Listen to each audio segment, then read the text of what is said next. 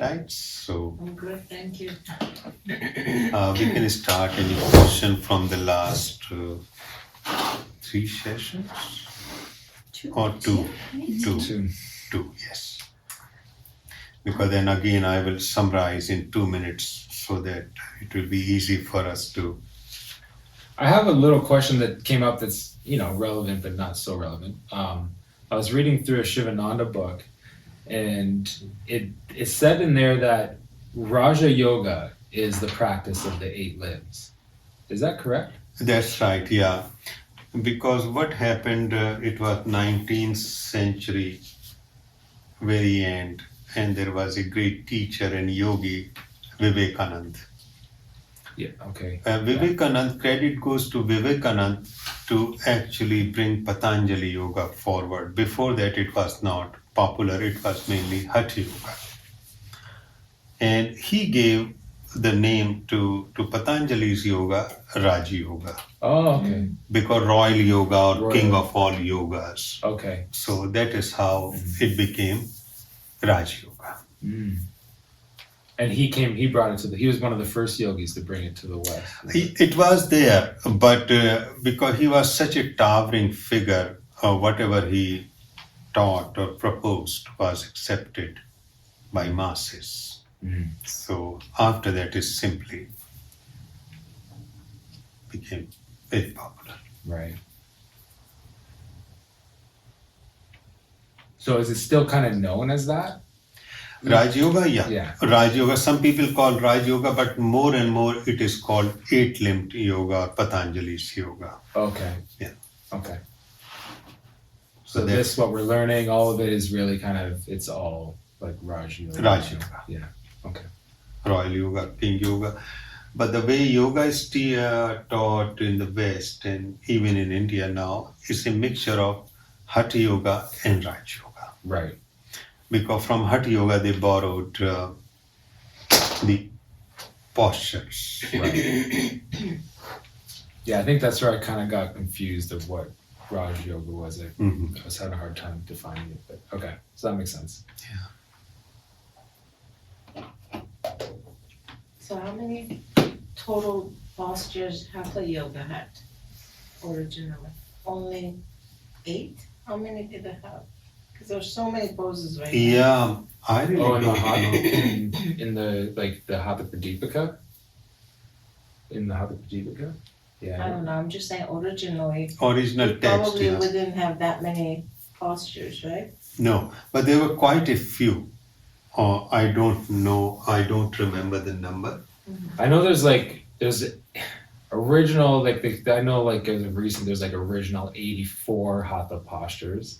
Oof. And then, but then there's Shiva has something about, there's some writing about Shiva having 84,000 different postures or something that I came across.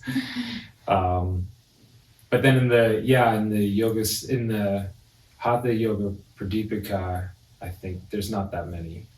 There's, around 8 or 10 or something like that. Mm. And then the Granda Samhita added maybe 2 more or something like that. Wow. Mm-hmm. So many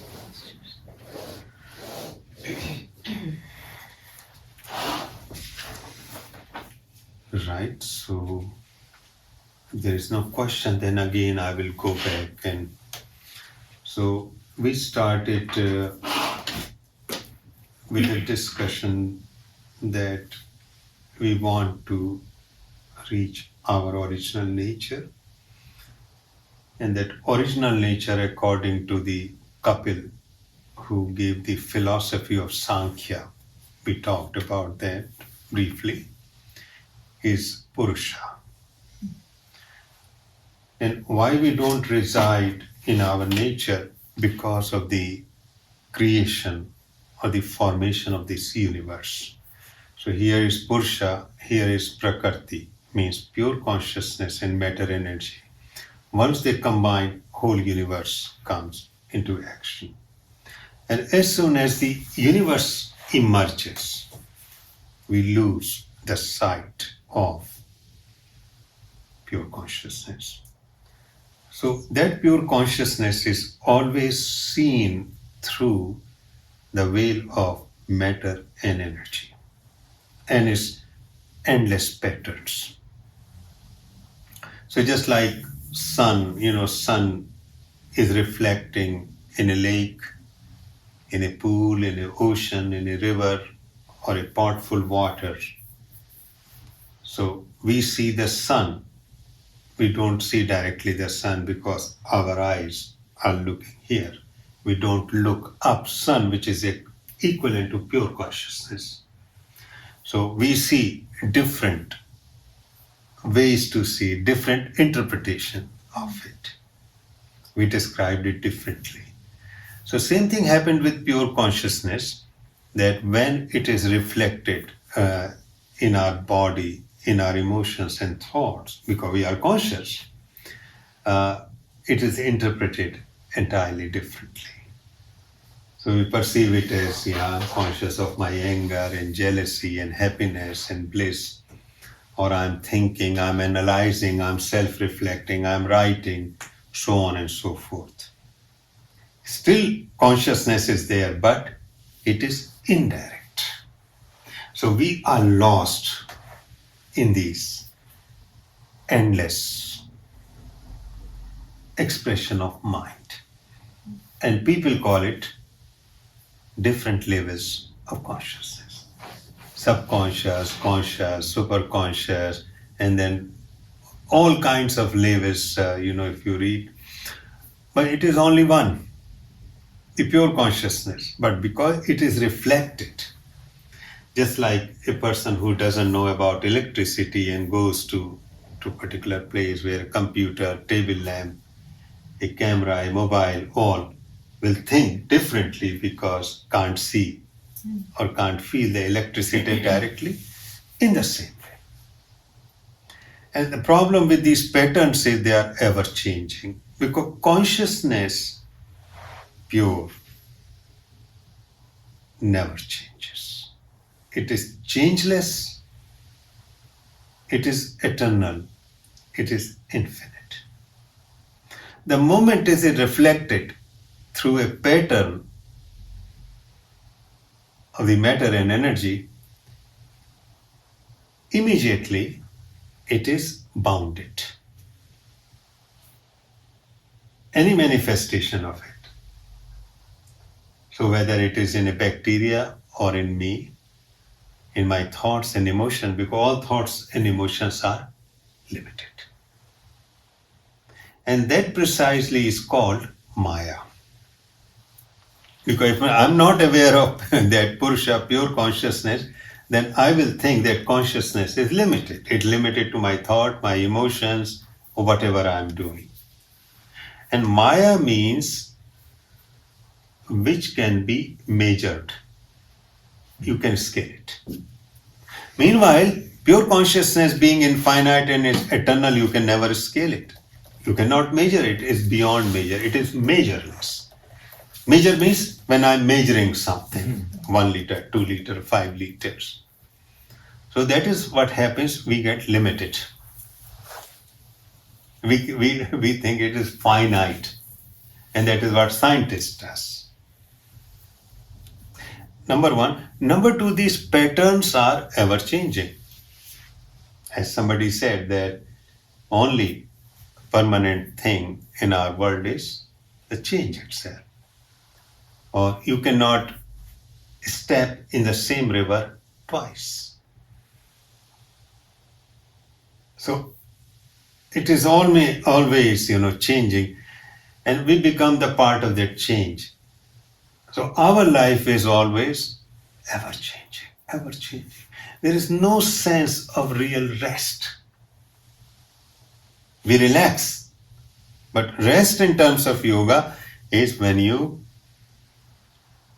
background becomes that Purusha, the pure consciousness, which is non-changeable. It is absolute, complete tranquility. It is not active. You rest and then you deal with the changes. No problem. So that is the reason behind all suffering. And those changes are reflected in 5 modifications. waves. And we talked about that right perception, wrong perception, memory, sleep, and imagination. And the sum total result of this fluctuation is 5 kleshas, or 5 type of suffering or afflictions. Ignorance is one, then asmita, sense of individuality, because all this world gives us I'm individual, not realizing, yes, I'm individual, but I'm also something which is beyond individual. And because we are in the midst of all this, then rag, I get attached. And then if I don't get attached, then I develop aversion. I don't like this, I like this. I love this, I don't love this. And finally, we cling to the life rather than realizing that life and death, actually, you cannot separate. So those 5 afflictions we talk. So you can see the continuation of it.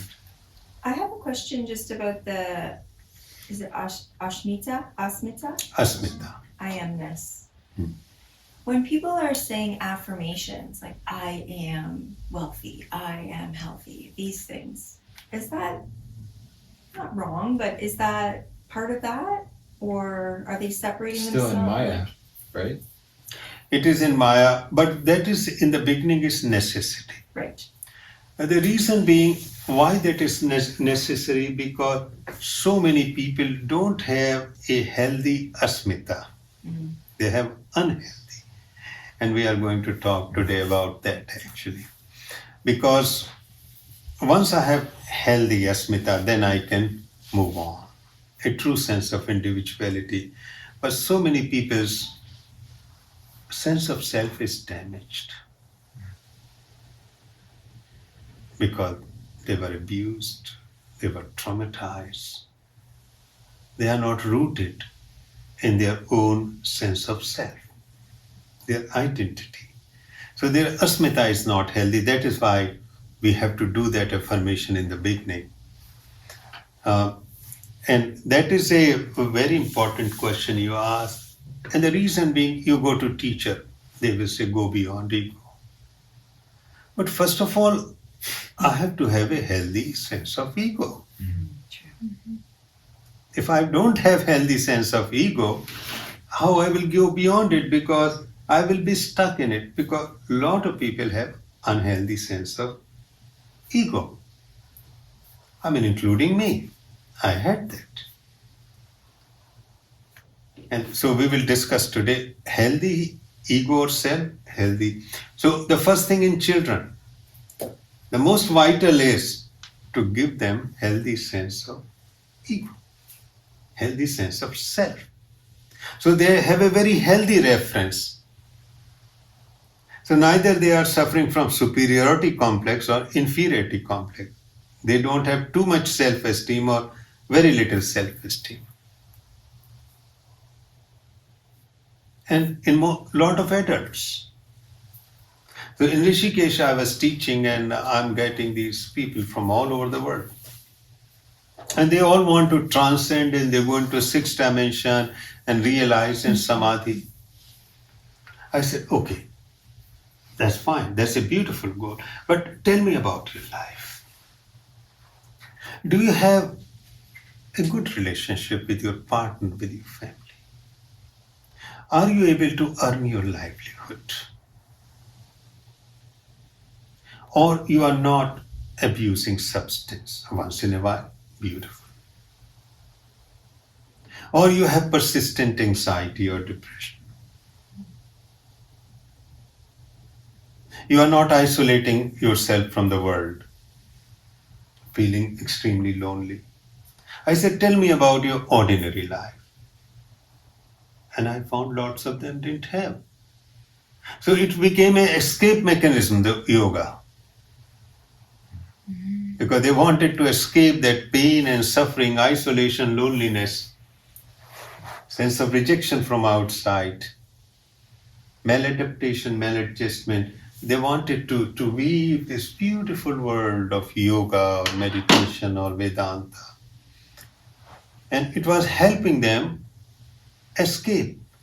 But nonetheless, it was just a fantasy, an idea in their mind, because their real life was not rooted in themselves. They were alienating from themselves, self-alienation, escape from themselves. So that is where asmita comes. I have to affirm myself. But that doesn't mean that, first of all, you will do this complete and then move. No. Because that's the beauty of 8 limbs. 8 limbs, they work together. So it is not that, okay, I will develop healthy sense of self, then I will move. No, actually. Multiple limbs can go together because you start getting glimpses of all. Yeah, I think that's where I got confused with that book where the guy was saying you have to go this way. You have to follow these steps to reach it all. But then to be involved in society, then you have to have kind of all of the, you have to practice a little bit, all of like little pieces at the same time. Yes, simultaneously going on, because 8 limbs doesn't mean 8 steps. Mm-hmm. I have 4 limbs. Okay, then magically I develop 8 limbs. 8 limbs, they have to function together. Will I say, okay, first of all, my upper limbs will function, then lower? So Patanjali is very clever. He didn't say 8 steps. He said 8 limbs. 8 limbs are all organic, and whichever limb has to function in that particular time has to function. So sometimes it will be first and third, sometimes fifth and second, depending what you are experiencing. But you can't say other limb came into being. Suppose pratyahar came, which is 1, 2, 3, 4, fifth limb. So you won't say, no, I won't do it. First of all, no. Blessings are coming. But simultaneously, you know there is a problem with the identity. So I have to strengthen, not only lost in pratyahar. So that is why he never said 8 steps. He said 8 limbs. In an organic body, all 8 limbs are functioning. But some people don't understand because they are so literal minded. Okay, somebody described in the book, so I have to. So that's kind of how you said, I think we touched a bit on last week, was this people could have this samadhi experience without going through all this and not know kind of what it is in a sense. Yes. What happened? When people have trauma, actually one of these samadhi may happen accidentally. So much energy is released in trauma and it took the brain to a samadhi experience. And they think, the experience trying to solve the problem, not knowing it is not going to stay, because after that samadhi experience disappears, then they are still left with their damaged self. They have to fix. Because they came, I experienced it, I know it. I said, you are right. Because what happened in those moments, that is how brain functioned, and you had a glimpse. Maybe you lived for a few days, sometimes even a month. It disappears. It won't be anchored. Anchoring, permanent change happens when the fundamental self is stabilized. A quick question, just so I understand, is the Kundalini experience and samadhi, are they 2 different things? No. It's Samadhi experienced, interpreted as energy becomes this. Samadhi experience interpreted as Buddhist nirvana is another way. In Christianity is interpreted as connection with God. They are fundamentally the same, because samadhi simply means as you are gradually transcending. We will discuss samadhi one by one and it will become very clear. But it is merely interpretation from different points. It is the same thing. So, healing happens through energy. So somebody is saying therapeutic touch, somebody is saying Reiki, somebody is saying chiropractor, somebody is saying acupuncture, somebody is saying, Western medicine, somebody calling energy medicine. It doesn't matter. Basically, the body tissue and the energy is involved, which is healing. It's different interpretations. And then some people respond differently to each practice as Yes, well. exactly. Because depending on my nature, so there is no fundamental difference between Kundalini experience and Samadhi. No. But it is a matter of experience, how you experienced it. So in a Kundalini person, the primary experience will be of energy and all those experiences. Because they were uniquely built for that experience. In a Buddhist, it will never happen like that. But it is the same samadhi. Okay. So Jesus, Buddha, all those had samadhi experience. Interpreted in a different way.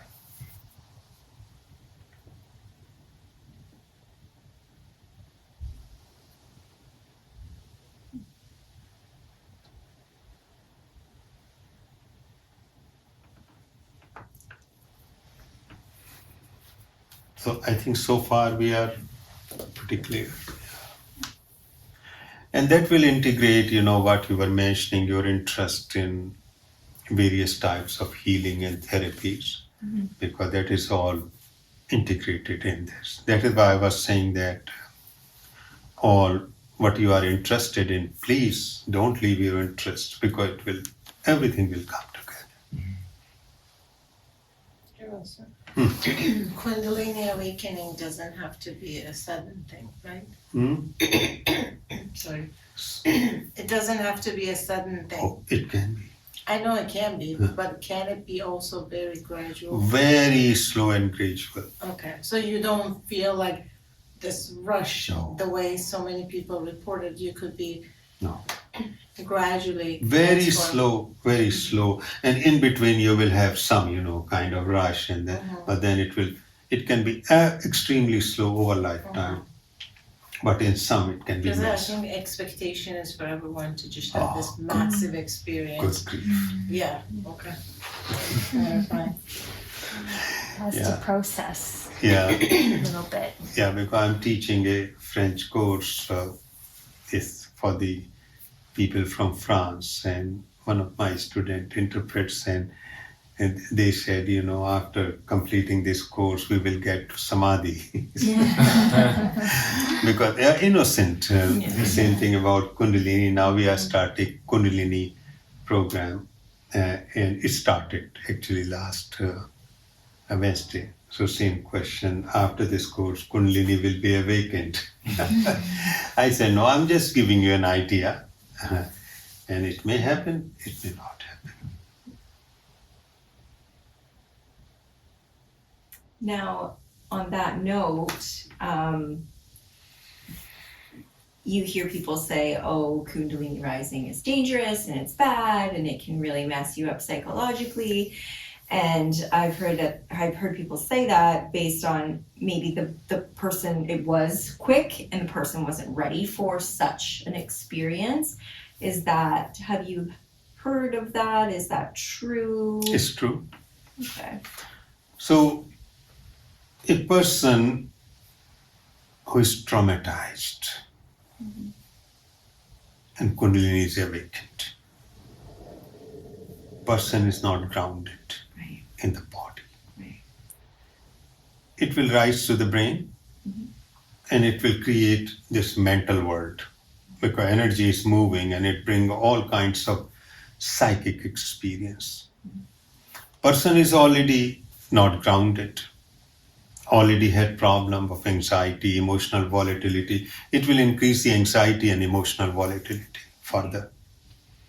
And because if there is nobody to guide, so person will isolate. Oh, this is such a precious experience. I should not talk, and I must, meditate more and do all kinds of things. Person is further disconnected from the body. Then it will manifest as emotional or mental illness, although temporary. That is what happens to people. It used to happen there again in Rishikesh, that these people are going through experience. They say it is fantastic. I said, no, please don't attend our class for a week. I'll cover it personally for you. You just enjoy your life. Walk around Ganga, have good food, just enjoy, be grounded.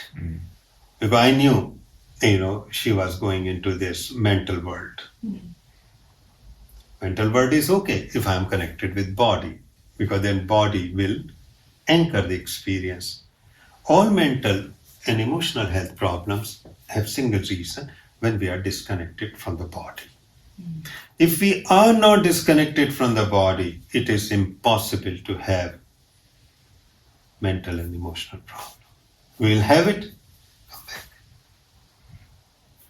So, in minor illnesses, anxiety, depression, variety of emotional volatility, borderline personality, eating disorder, the disconnection is partial. In case of psychosis, bipolar disorder, schizophrenia, and other paranoid state, the disconnection is complete. The moment you can connect the person to the body, because body means I'm connected with ordinary world, I'm connected with nature. So that is where it can be a problem. Because those experiences are so beautiful, so powerful, people just said, no, you don't even know, where you will land. Right. And then that's where the fear comes in. That's Don't do yoga. You'll go crazy. Oh, no, it's not true. But if you have immediately, that is why in North America, there was a network called Spiritual Emergence Network, SEN. And it was initiated by Christina Groff, who was the wife of Stanislav Grof. Yes. And she had gone through this, they call it spiritual emergency, because Kundalini is awakened and then you are exploding into this psychedelic world, just like you consume drug. Yeah. And what to do about it? So they started it, so that don't worry. It is going to be okay. Be in the ordinary world. Yeah. Forget about meditation, forget about yoga, forget about breath work. Clean the floor, wash the dishes, cook the food, take the dog for a walk, meet your friends, have a cup of coffee, and then start it again. I see it a lot and with new people that are coming into like yoga and these things. And I was there too, 100%. But I think that realizing that all this spiritual world and yoga, it's a tool to make your life here on earth better and to deal with things better. It's not to erase everything. Like you still have to do the work, but the work that you're doing on yourself in these ways are tools to like help deal with those things outside. Your relationship with your wife or husband, with the lover, beloved, your son and daughter, your employee will get better. So I'm wondering then if that's why sometimes I feel like, okay, I'm doing practices and they're great and they're lovely, and sometimes I just need to step away, not do them for a while. Like intuitively, I'm just like, I just can't consume any more of that. I need to just be. Exactly. So that's why. Okay. Exactly. Because this ordinary world is the most beautiful world. The moment we get disconnected, hell will break loose sooner or later. So in stepping away, what is the message we usually see to step back in? Thing is that once you are stabilized, okay, you start your practice again. Because that is what they were doing. Now you can contemplate about it, you read about it, and gradually you discover, okay, this is the point. Okay, I'm going to be less isolated, less reading, less practice. And gradually, the body and those experiences will be deeply connected. And a point come, you need not to worry at all. You won't be lost.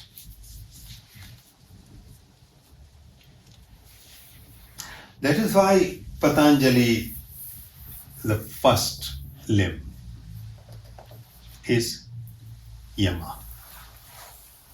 So we are starting 8 limbs now. And as I said, they are 8 limbs, not 8 steps. But in order for us to understand, Yama. Yama means, Yama, the word comes from Yamraj, the Lord of Death. But Yamraj is also Dharmraj, the maintainer of the sacred law. So this is quite interesting that death and life are completely intertwined. That if you want to live a sacred life, then you have to understand the death. Otherwise, we will only cling to life and we'll be completely doing everything in a weird way because we are not aware that death is going to come. Everything which is born died, our emotions, our thoughts, and so on and so forth. But here the meaning is that you have to be in control, your individuality. This individuality has to be rooted in a society, in a culture. So the first limb is all about healthy sense of self.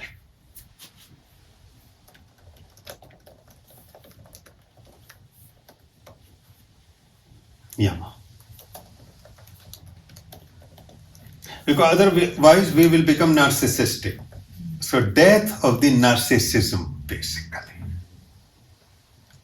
Means me only and nothing else. So you have to be rooted in a positive way. That is the whole purpose of Yama. Because now you will be on solid ground. In a culture, in a religion, in a social structure. So we have to understand this is so fundamental. So if as an adult I'm not rooted, it's a very good idea to rooting, because if now I'm rooted, I'll be all over. And how that rooting is created? By Satya. In Yama there are 5 elements. Satya means truth. That we can never speak complete truth. It is an impossibility. Every single child is a liar. Yep. Has to be. Because here is a child with all its life energy and carefree nature, and the adults are saying, listen, you have to adjust to the society. Mm-hmm. So these two energies, innocent energy and adult world, organized world, are clashing. So child may follow 80%, 90%, but child wants to do something. Parents say, no, this is not good. Child will do that. And when parents will ask, they will say, I didn't do it. In that moment, what we call our secret self is born.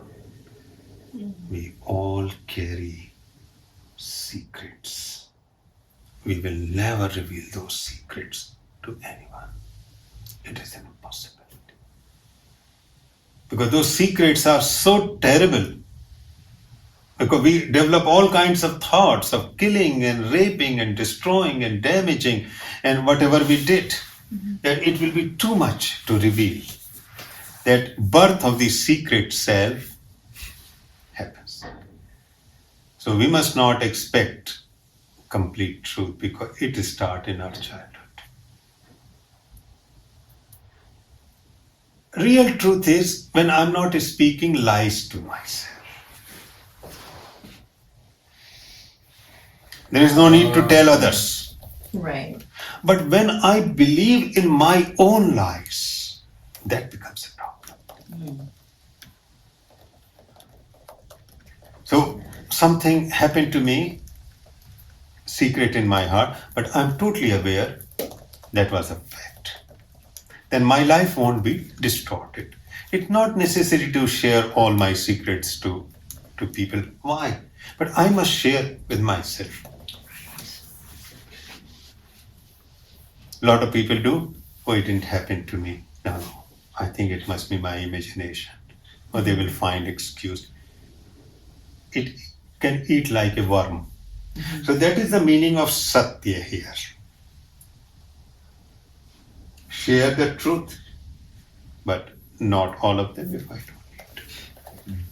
Because then my world will function in a good way.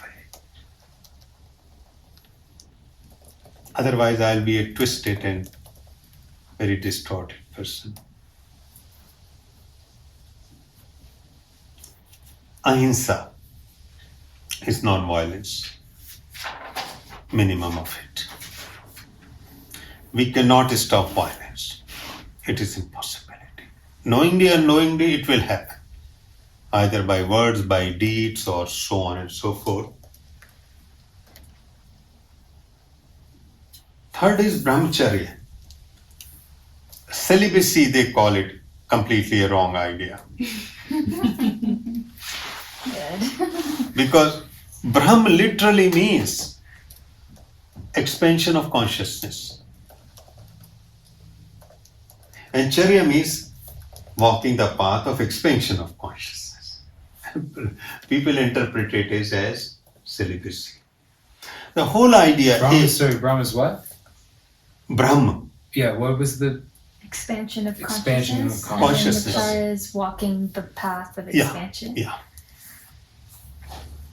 So whatever brings in my life expansion, freedom, opening, I must follow that.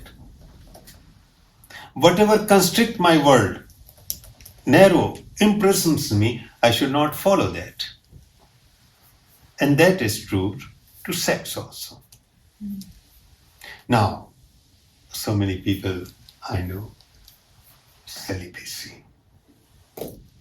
You stop the natural flow, and now this energy is becoming pathological.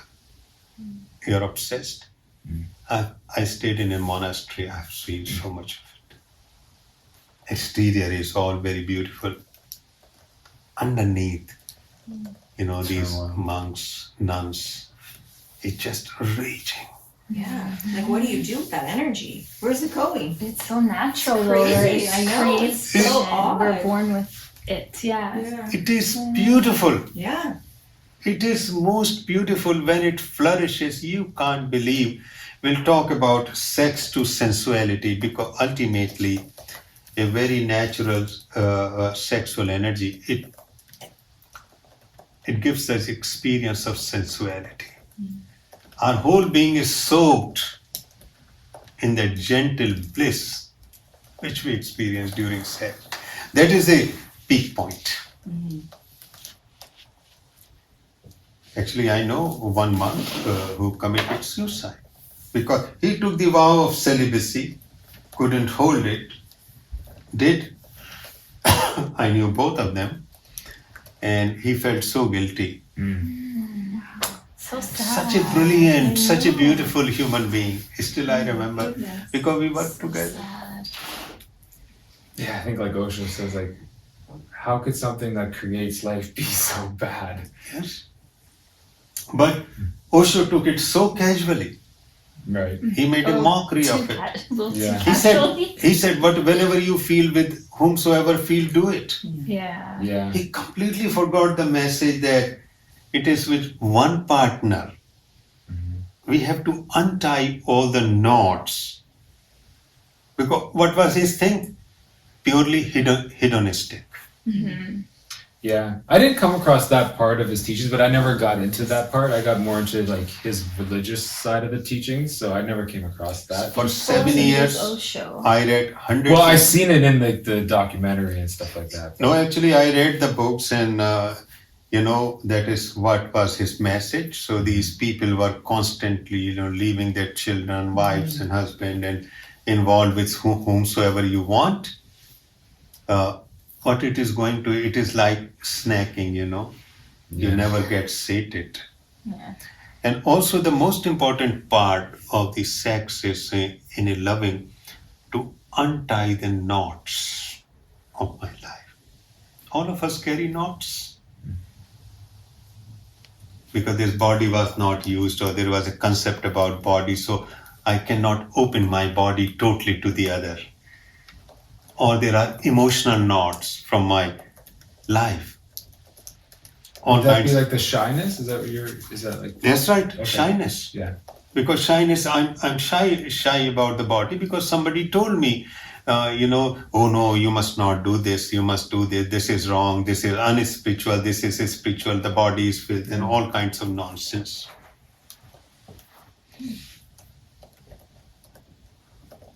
In a real open body, two adults become innocent children, as if they had no knowledge of any philosophy, anything. They just play. No trace of guilt, nothing. They just do. No, they are unknotted.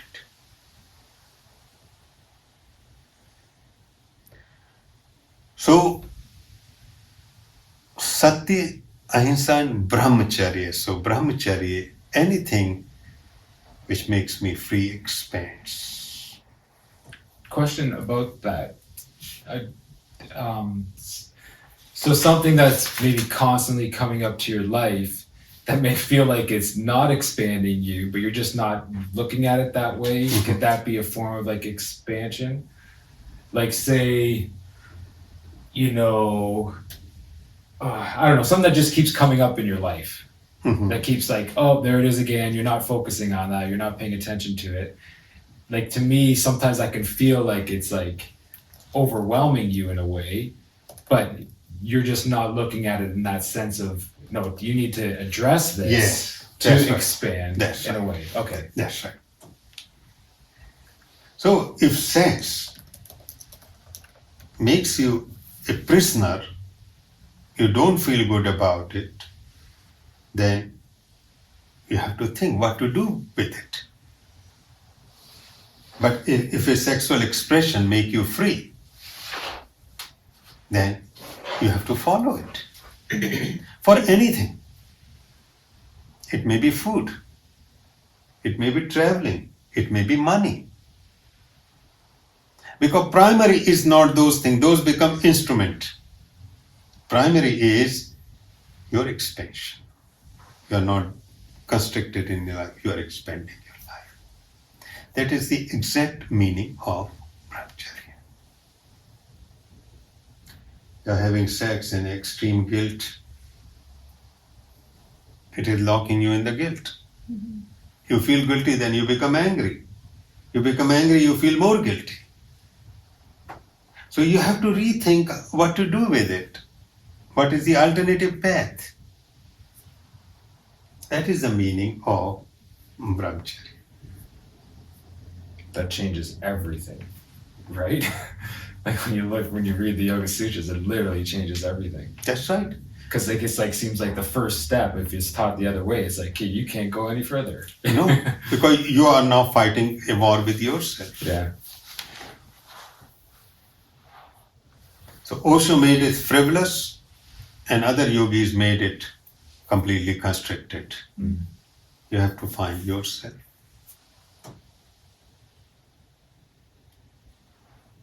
So Satya, the truth,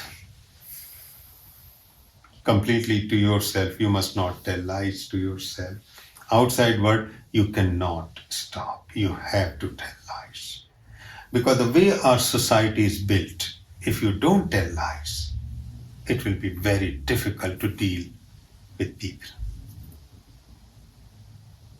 In a party you go, you are meeting your friend, your relatives, and you tell them the truth. Connection will be off. Because this society, what we call society, is a rehearsal since our childhood. What to say to a particular person. And if you tell the wrong thing to your boss, to your elders, to your children, so this is all very much a drama, a surface drama. You cannot tell truth. Sometimes you tell, but it has to be a very straight one. I don't like you, rarely can be done. With parents, with children, with relatives, with friends, with a spouse, because that is how this society functions. So don't worry about sometimes you have to tell lies for the greater good, but inside you are perfectly clear, I told. So Satya, Ahimsa, which is non-hurting, non-violence, and Brahmacharya. And last two is Aste, non-stealing. And then Aparigraha, not having excessive possession. We must have enough for us and some reserve for future. If we are a monk, we need not to worry because we are alone. Who cares? But once I am a parent, once I am father or mother, I am taking care of my parents. Of course you have to have all that. So excessive possession would just be like more than what you need or required. Required, and plus there has to be surplus for at least 1 year. So that if crisis happens, you know that for 1 year I will find a way, at least for 1 year. What's it called, number 5? Aparigraha. Next time I will show the slide, it will become clear. In India, you used to say you must have enough plus surplus for rainy day. In Canada, you will say for one winter. Because here, so, and one winter, one rainy day means 1 year. So that you can find enough way. At least for 1 year. If I'm alone, no problem. Now, all these 5 yama is to decrease the narcissism, killing of the narcissism. I'm telling the truth. I'm non-violent. And I'm doing things which are expanding my consciousness. I'm not accumulating and I'm not stealing. A typical narcissist will do opposite. So now I'm building a society, right? The society which will be more sattvic, harmonious, better one. Because if I'm following this, so I'm building an identity, a sense of healthy self. And that is why if most people, not all people, most people in a society behave in this way, that is ideal for yoga. Because a child which is born in this kind of atmosphere, most people, not all, it's a impossibility. There cannot be any society where everybody, but most people. So Patanjali was very clever because he said, if in a society, in a culture, where all these are not followed, it will be chaotic. In a chaotic society, what remains? Only one goal: survival. In a society which is functioning more harmoniously, we can think more than survival. So if you really look, many countries or many communities where war is going on, people are corrupt, they are doing all kinds of things. You worry all the time about your survival and safety.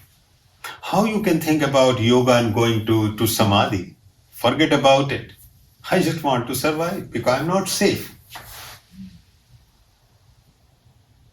So we develop a healthy community, healthy culture, we develop a sense of healthy self.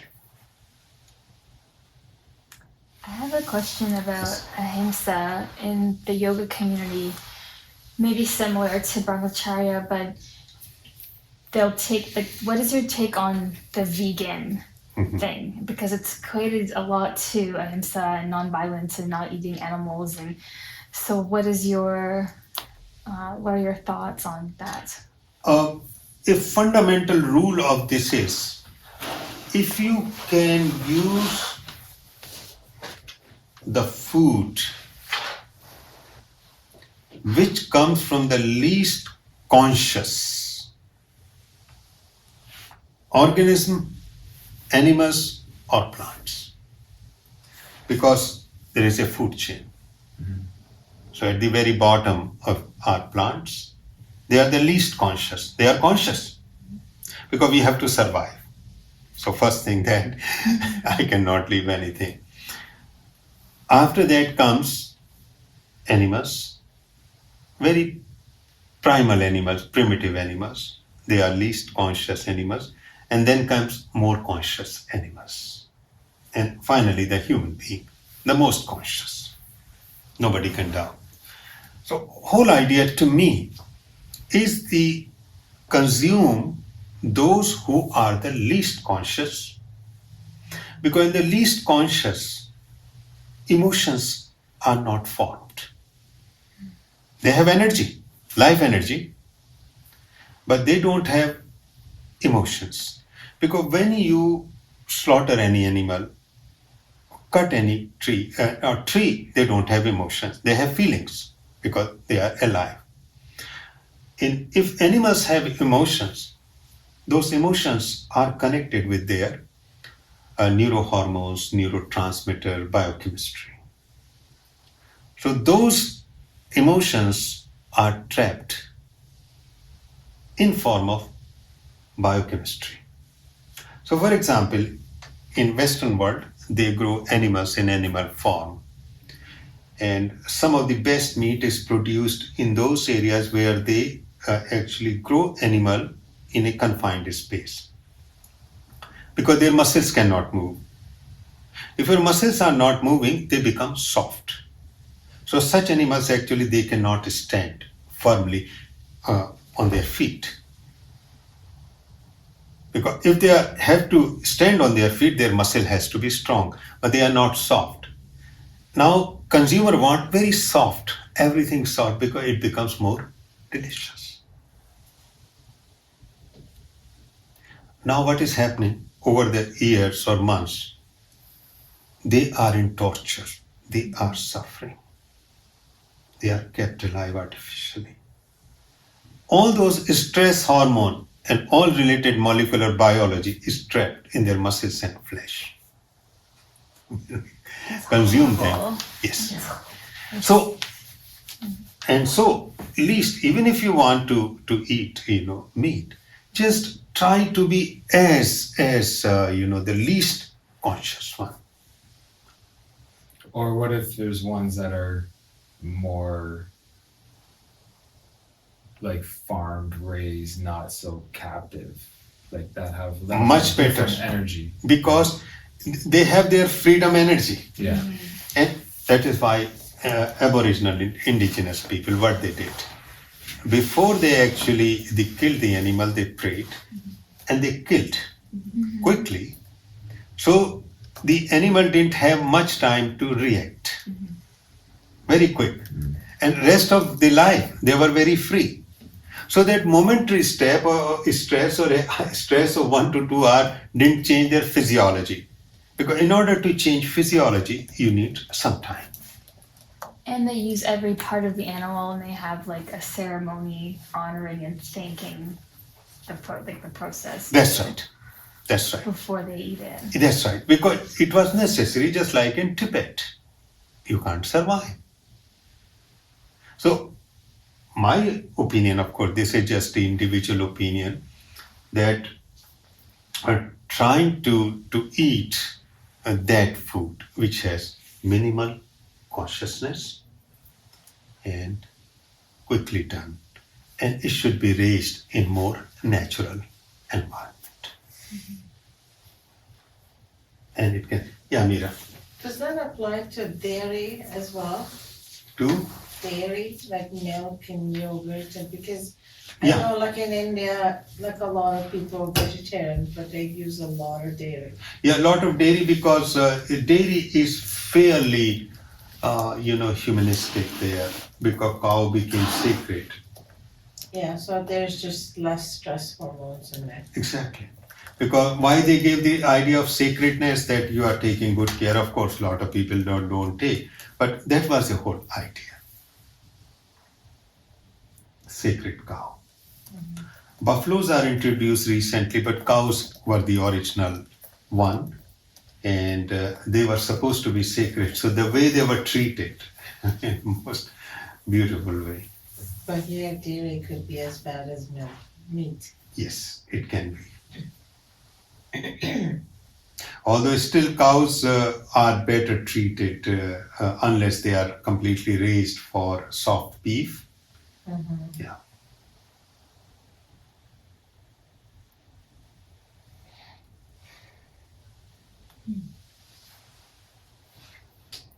So that is the fundamental principle, and whatever is suitable for us, we can adjust, because in certain circumstances it cannot be avoided, and it's okay. Yeah, in that book, the guy, that yogi that lived in the caves, he brought that up in the book, and I thought it was interesting because I was expecting more of this vegetarian diet, and all he did was kind of question, and he brought up some things that were brought up in old books. I guess, what's the other book that Patanjali wrote about Ayurveda, or something? Or they think Patanjali wrote this book on Ayurveda or something. He says even in there, the definition of the food seems like he's talking about meat. Very true. Because in ancient India, they ate meat also. But as I said, whole idea was to take the life of the most primitive animal, quickly done, and they were otherwise free. In a worship, in a whole different different way. manner. Yeah. And it was free animals, which indigenous people did. But slowly, it became less and less meat eating.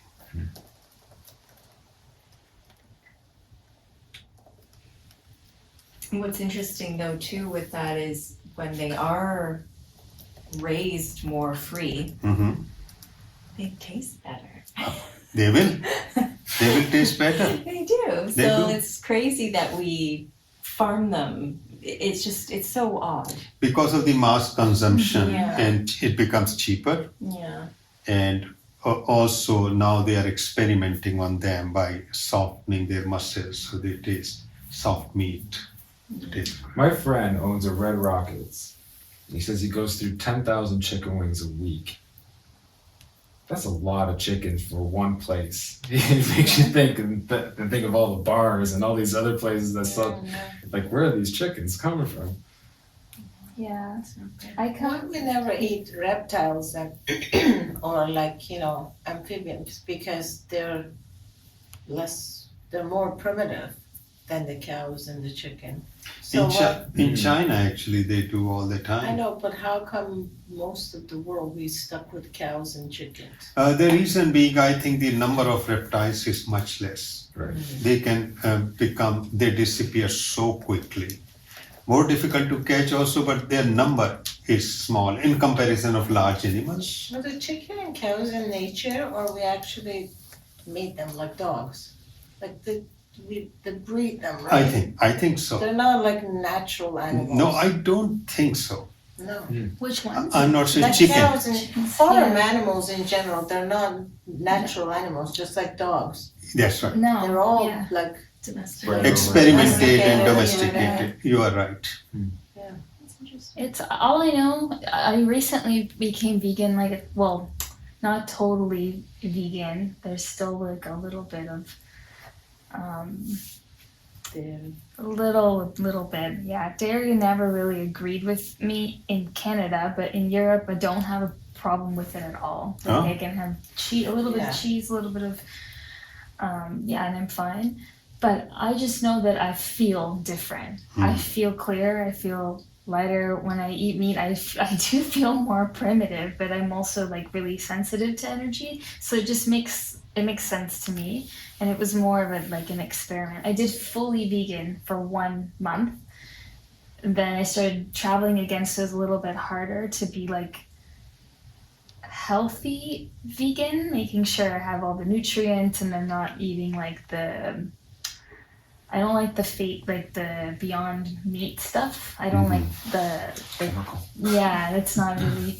Chemical patties. But it does feel different. So it's something I've always been curious about because it comes up a lot in yoga with ahimsa, and so it makes sense for sure. And then again with like animals that are free range and stuff, like the energy is going to be very different as well. So yeah, it makes sense. I always wondered when it comes to that stuff, even with food, because I mean, they say with like nature has life and some type of consciousness, they're saying even with plants, right? Yes, they have. So I always wondered if the season plays a role in what you're eating and the energy effect. Say like that you would maybe sacrifice an animal for over the winter and have that food for like over the winter, and then like more during the summer you would have more plant-based kind of stuff and just utilizing the energy of where you're living and the food that is given in that area. Mm-hmm. Yeah, I think it was a very good idea, but the problem was that as the number of people, became, and question of storage and all those that became very critical because you couldn't depend only on seasonal growth. Right. Yeah. So even Ayurveda, they said you must eat whatever is grown in the region. And why they said, because in those days we couldn't store, right? So they have to depend on that particular season. But as we developed a storage facility, it is possible to really, Would you think that food that's grown in, say, like bananas that aren't from here, do you think they would have a different energetic reaction within us eating it here that maybe isn't from this area? It will have, but it will be so minuscule. It won't make any difference. Because in the past you couldn't transport. Because if you transport, everything will be rotten. So they said heavily, that don't eat anything which comes from outside, because they knew some metabolic reaction happened because of the temperature and transportation. It will be infected or had. But now you can preserve it and transfer. And there is no doubt about it. But nonetheless, it is not so significant that it will change the energy structure.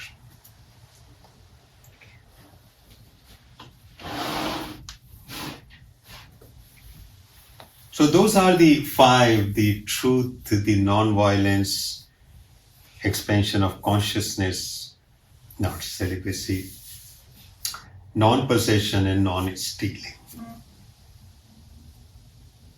Because in a society where most people follow this, it will be a healthy society, and it will help children to grow in a healthier way. There's just going to be a deeper understanding of each other. Yes. That's right. So first, to build such a society, so we will have a healthy reference point, healthy identity. And what is that healthy identity? Self-care, care of others, boundary, trust, Of course. and quest. Because we have to go to the second limb. If there is no quest, then I'm stuck here. Can you So self-care and care of others. Because a person who is, relatively truth speaking, non-possession, and so on and so forth, is taking care of others. Otherwise, I will become narcissistic. So self-care, care of others, boundaries. That is why we have to tell children to develop a healthy boundary. All people cannot come in, even for ourselves. I have a boundary, and some people are allowed in fully, some are partially, some not at all. So either it can be total open boundary, not it can be rigid boundary. A rigid boundary means I'm isolating myself. Open boundary means people will exploit me.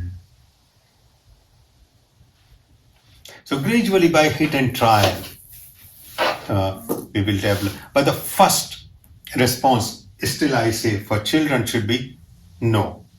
And then, okay, because they can be exploited so quickly.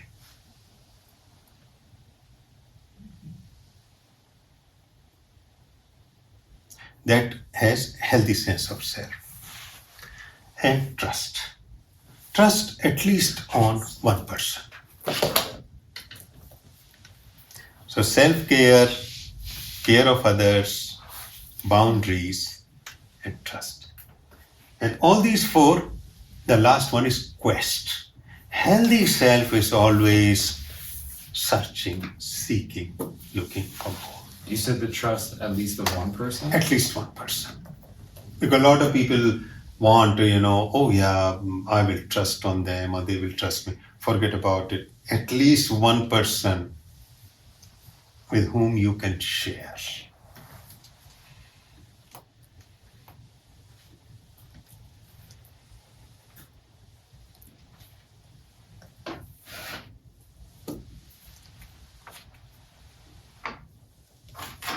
We have a healthy reference point. Because this healthy identity is my reference point. If I don't have reference point, becomes a big problem. I cannot make any decision. Should I develop relationship with this person or not? How do I know? Unless I have a reference point. Because in that reference point, I recognize my liking and dislikings and hold that structure. So when I approach that person, I don't just say, okay, I'm going to develop relationship. No, I think for a moment that whether this person will be appropriate or not, if this person is at least on some point we agree, otherwise it will be full of conflict and there will be exploitation and all kinds of things. So this healthy identity is self-reference. I get into school. Unless I have self-reference, what my choice is, what are my preferences, I can go to any subject? No, I won't. I know that this particular branch, mathematics or science or history or geography, attracts me. Those are my references.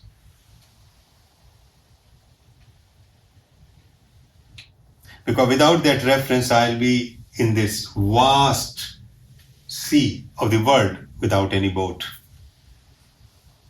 That boat which I'm carrying in this turbulent world is my identity, healthy sense of self. And one of the very important point of that healthy self is grounding in the body, connected with the body. that would be a form of practice, of practicing this? We can practice later, but in children we can do it very easily. Or in adults. And what are the means? Touching, embracing. They are sleeping in the same bed as parents in the beginning. Massaging. Taking them in nature, allow them to touch everything.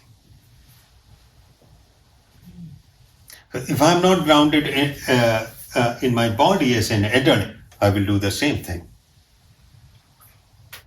Gradually bringing myself into the body. Without connecting to my body, there cannot be a healthy self. It's an impossibility. So how do people, like, how would adults practice this? I just want to make sure this. How would adults practice this? Any ideas how adults can practice? It's quite easy. Just going outside. Going outside in nature is number one. Number two, cleaning my house, cooking my food, washing my dishes, holding the hands of my beloved ones, going for a massage, going for yoga, all body movement. And one of the very good exercise now is what we call interoception. What is interoception? I'm constantly scanning my body, or I have a questionnaire. After every 2-3 hours, I go through that 10 questions. What are those questions? How my head feels. It's heavy, it's okay, it's pain. How my shoulder and neck are. Is there any tension or stress? How my inside of the mouth feels. Is dry? That means I'm thirsty. My body is demanding water. Because body demands. Then I feel my heartbeat. I'm aware of my heartbeat. It may be increasing, it may be decreasing. My breathing. Is it shallow? Or is deep? Or is normal? Do I have a nausea? What about my tummy? I'm feeling hungry or overfilled, or my bladder. Do I have to use my washroom, or I'm postponing it? Or bowel? Am I feeling tired or not tired? Am I feeling sleepy? Am I hot or cold? If I am, then body is demanding. If I'm too hot, I must put a fan on. If I'm cold, I must wrap myself. Because body is constantly signaling the message to the brain, but we ignore them. That is how we disconnected from the body. So the moment we take the stock of the situation, including in our children when they come from school or they are sitting or they are not looking well, immediately we go through. We connected with the body. You did that meditation in one of the, I think the videos you sent. Yes. Focus on the face, focus on the head, and then the heart. And I've been doing that a lot. Mm-hmm. And it's been intense. Like, it's been, the other day I think I was telling you, where it was like, I focused on my whole body and the vibration was so intense, where I thought, like, I feel like this is going to explode, but I don't know, like, but it just wouldn't get to that point. I'm like, I just want it to explode. But I'm like, You know why? Once you pay attention, what will happen? Now body seems a good care, and you will start feeling energy in your body. And one day will come, no need to worry, it will be spontaneous. Body will tell you even you are not doing anything. It will tell you very accurately. so it's the practice of, is it like kind of like a concentration on feelings. Feeling the energy in the body, Feeling not the feeling the energy of the body. in the body. It is not on the feeling of only anger or anything, Right. but feeling your body sensations. Because that is how each cell of the body communicates. Sensations. Would when a feeling arises like anger, concentrating on that, is it still like the same kind of practice that is falling into this? You're just going to get a deeper, like another understanding of something Another else. understanding. Right. Because and then you will experience anger as a massive surge of energy. It's very interesting. Once you become aware of it, before anger is formed, you feel energy is rising. And what happens? It never reaches to the point of anger. It gives you a hint. It is going into the anger pattern, but before that, it dissipates. So that is how you will feel. The wave is coming, and before that, it reaches peak and did whatever it. Now it is rising, and it dissipates. Its power is gone on you. That is why I say we will feel anger, we will feel jealousy, we will feel fear, but it will be nipped in the bud. That happened to me with anxiety. I suffered anxiety for years. Mm-hmm. And I heard a monk say, just feel it and feel the whole process coming in and out. That's right. And I did it once, and I felt everything entirely rise. It lasted maybe about 10 minutes. I just laid there and took the whole process. Mm-hmm. And ever since then, I haven't had anxiety. Exactly. Or it came. It would come, and then I just kind of noticed this thing, and then it was like, boop, boop, gone. That's right. Yeah. So that is a healthy sense of self-connecting. So the yama is basically not allowing or death of narcissism. You develop a healthy self by those 5 points. It differs from person to person. Because healthy self, once you develop, it became foundation, anchor to function in the world more harmoniously. And how do we know? We are taking care of ourselves, we are sleeping well, we are exercising, we are having adequate food, our relationship, our work, and so on and so forth, self-care. And also we are caring for others. So we are not only self-focused, we have a clear boundaries, a boundary which is porous, we allow someone and we don't allow some others, trust. So we feel completely relaxed in the presence of that person. If you don't trust, you'll always be tense. In anybody's prayer. Once we trust, we know that, that person will forgive me. And of course, last is quest. We don't stop here because we laid the foundation in yama. It's as simple as that. It has to start from a childhood, but if we didn't develop, we can build it later. It's harder. It's hard. So much harder. Harder because of the pattern is formed. Yeah. But this simplifies it. Even just that sense of feeling like it's such an easy practice that can be done. Yes. And later on it becomes spontaneous. You need not to do anything. Plus, it's so easy to introduce into classes for people. That's right. Mm-hmm. Yeah. Thank you. That's good. It's neat because I'm seeing how your other teachings are tying into this. It is a continuation. It is weaving in the same way. We started with the foundation. Yeah. And now we are going to build and we are going to move to the peak. Yeah, I think this is really cool. I think it's really cool how it is like it's just all forming in together. It's helping me make sense even your other teachings into this, and it's just really, it's overlapping. Because they are so interconnected. What is the time, Mira? for 6 o'clock. Almost, yeah. Oh, To 5:50. right. So we finished within the time Good time. because next time we will take Niyam. Ground is laid, seed is sown. The seed is going to break the shell, and our true individuality is going to flourish.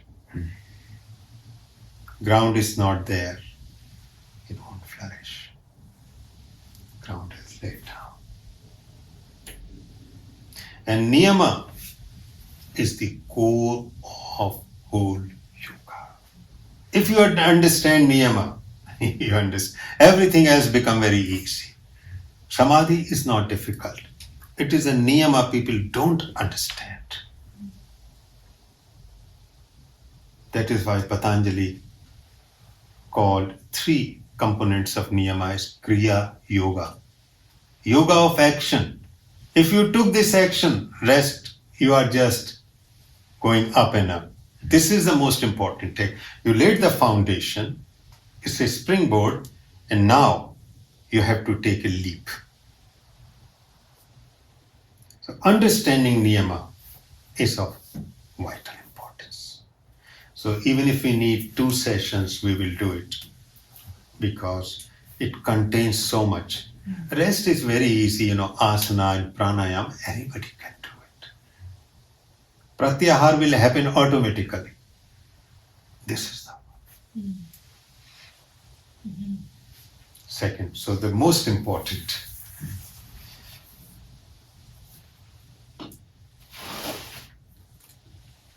So there is a yoga within the yoga.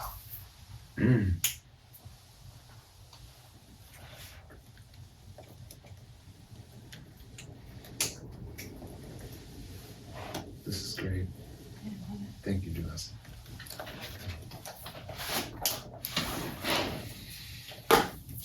This in itself clears up so much.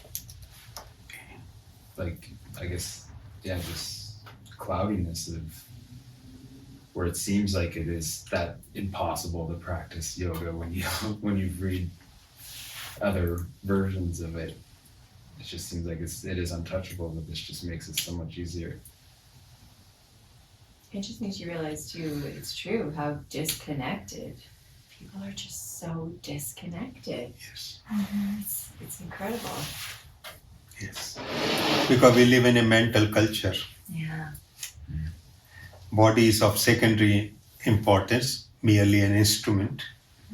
The most of the lives, things are governed by mind. And this influence comes from Western culture, from Plato, Greek philosopher, because he had this Platonic. And and there were 2 gods in Greek culture, Apollo and Dionysus. Dionysus was the god of the body, Apollo was the god of the mind. So Apollo became dominant along with Plato's philosophy, and then it percolated into Christianity. And the one man who really opposed it was Friedrich Nietzsche. Nietzsche realized that that whole Western culture went the mind's way. And his stuff gets really misinterpreted a lot. That's right. But he was a singer of the body. That is why 300 years ago, when this whole Renaissance and Reformation happened in Western culture, they said feelings, emotions are slippery slopes, should not be considered. Body, don't worry about it. It has to be clear, analytical, intellectual mind. That brought a lot of gifts also, science, but nonetheless, we got disconnected from the body.